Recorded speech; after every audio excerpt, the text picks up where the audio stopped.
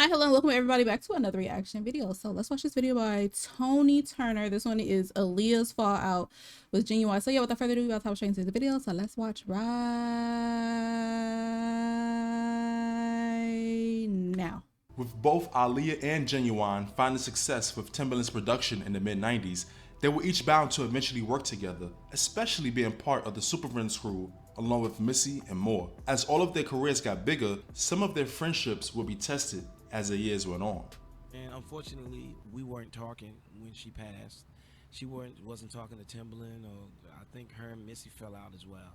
But we still had love. Everyone was still loving and all that. But it's just the business, and when you're young, people can separate you, you know, and you don't know how or why. What exactly caused this rift between Aaliyah and Ginuwine in her last days? The 90s. Let's talk about it.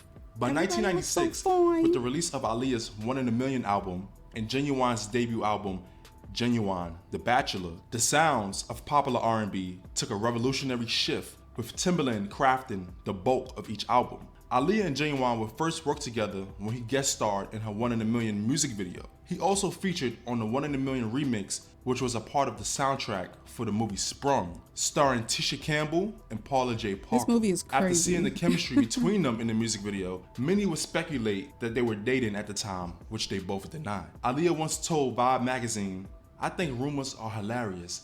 I don't pay them any attention. It goes in one ear and out the other. When you're in this business, you hang out with people and people are like, I wonder are they seeing each other? I never dated Jay. I never dated Ginuwine." Knowing and sympathizing with what Aaliyah had went through, especially with her first album, and being 9 years her senior, Ginuwine declared, "I made up my mind that I was not going to step to her like that. It worked out better that way because we were friends and we could act silly. Aaliyah and I just enjoyed each other's company." That always been the case, it seems. Once two of the hottest stars at the time doing music videos together or a song together, all of a sudden they're a couple.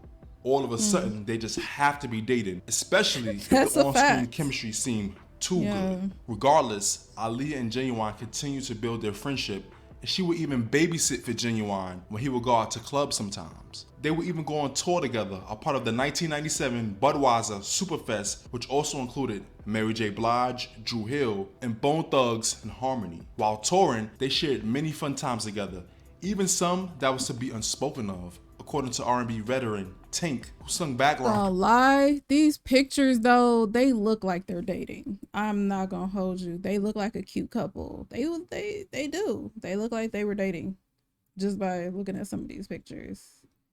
It looks a little bit too like,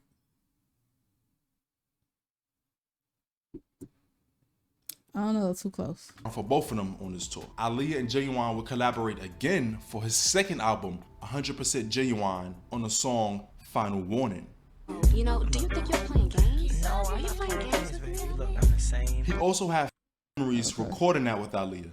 Me and baby girl, we were in the studio. We were doing Final Warning on 100% Ginuwine, and it took us like about 20 minutes to do it, but we stayed in there the whole day because I loved her, she loved me. You look like an adult baby. Everybody. We just had fun. So that was one of the days that we stayed in there all day, but it only took us like 20 minutes to do the actual work. So around this time, Aaliyah would executive produce for the Romeo Must Die soundtrack, as this was her first major movie role. Along with creating and selecting her own songs for the soundtrack, she included some of her other favorite artists like Destiny's Child and of course, Ginuwine. She also began working on her third album, which would become her self-titled. Still searching for the right songs, she came across a track Ginuwine recorded for his second album that didn't make the cut, called Miss You. She called him and with his cosign, recorded her own version that night that she hoped would make the track list. However, Aaliyah's label Blackground quote-unquote thought the song was no smash hit, no smash record, and they left it off the album, only to be ironically used as a posthumous tribute single in 2002, becoming one of Aaliyah's biggest hits.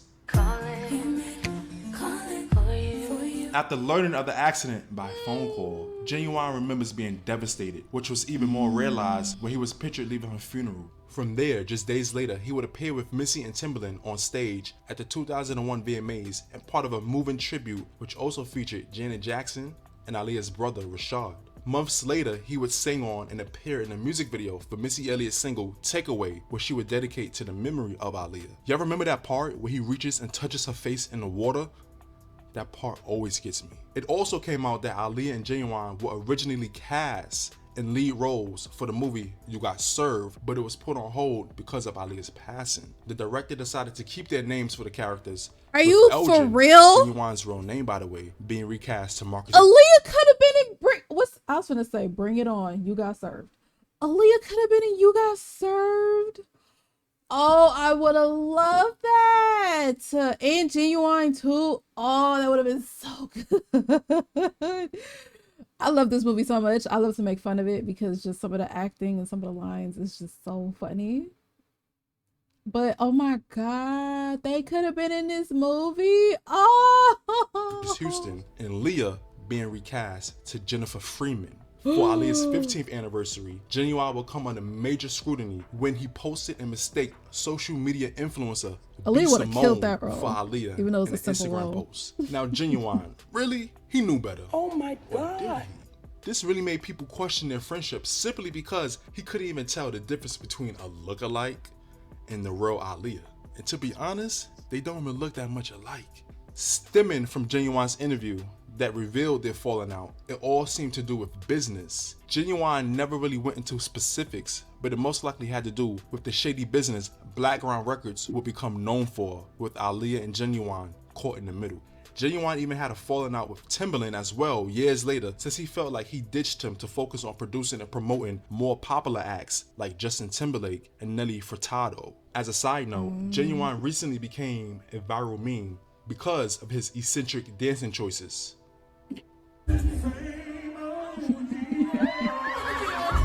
That you still care.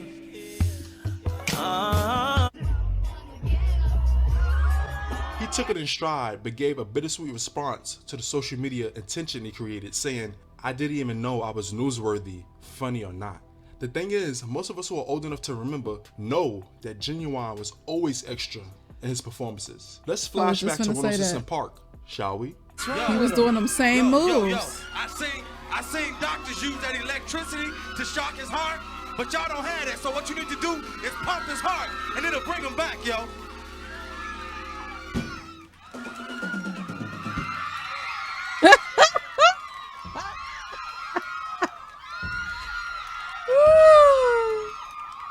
It's so funny because we was laughing at, we was enjoying this back then, but we're laughing at it now.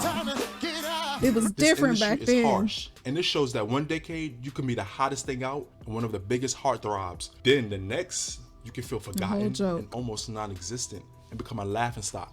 Of course, every major artist has their heyday, and while some remain active, the others bow out gracefully. Ginuwine still has a love for singing and performing, and of that, a few quirky seconds of it goes viral with mostly the intention to ridicule him. God forbid, something were to happen to him, the same ones teasing him would then be showing how much love they have for him after it was already too late. Oh, Pony was one of my favorite songs. In Those Jeans and Differences was some of my favorite songs. It's like, now you want to show him love? When just last week, you were basically teasing him and reposting memes. This is just a hypothetical situation, but as time has shown, it really happens all the time. Bringing it back to Aaliyah, no one can imagine what would happen to her on her way back from the Bahamas. But some of her friendships were left shaky because they never got a chance to reconcile and make up. In the end, the drama, petty arguments, and holding grudges are definitely not worth it. As life has shown, tomorrow is promised to no one. Nevertheless, both Aaliyah and Ginuwine created classics and have left their mark in not only R&B music, but in pop culture in general. Please don't forget to comment, like, subscribe, and hit the notification. No, I'm happy that he inserted some clips of Ginuwine doing those moves because he was doing that shit back then. Like he was doing that shit in his music videos. I guess it just looks so funny now because it's like, because he's literally doing the same moves. But I guess it just looks so funny now is because he's like, he looks like a grandpa. Like he's older. You know what I'm saying? He got the grandpa body or whatever. So it looks kind of crazy, I guess. I don't know, but it's just so funny that he's being made fun of it now when he was literally doing this shit back then in his music videos. And that 106 in Park performance, I forgot all about that. Like, that was very, very, very, very, very extra. He was always very, very extra. He danced a lot. That was his thing. You know what I'm saying? Taking off his shirt, showing off his body, and dancing. That was his thing. And plus his nice voice. You know what I'm saying? His good songs. But it's just so funny that he became a meme today. And then the whole situation with her supposed to be Jennifer Freeman, the character that she played, that Aaliyah was supposed to play that role, makes me so sad, bro. Like, oh, I would have loved to seen that. And I did not catch what role he said that Ginuwine was supposed to play. I'll have to go back and watch. But yeah, dude, it makes me really sad. Now, I've never speculated, maybe I just never paid attention, that him and Aaliyah had a thing going on. I never picked up on that. I never even cared. I never paid attention. I was just like, you know, enjoying the music or whatever. But I don't know, just by looking at some of the pictures, it did look a little like, you know, a little intimate. But yeah, let me know what you guys think in the comments. Don't forget to like and subscribe, and I will see y'all in the next one. Toodles.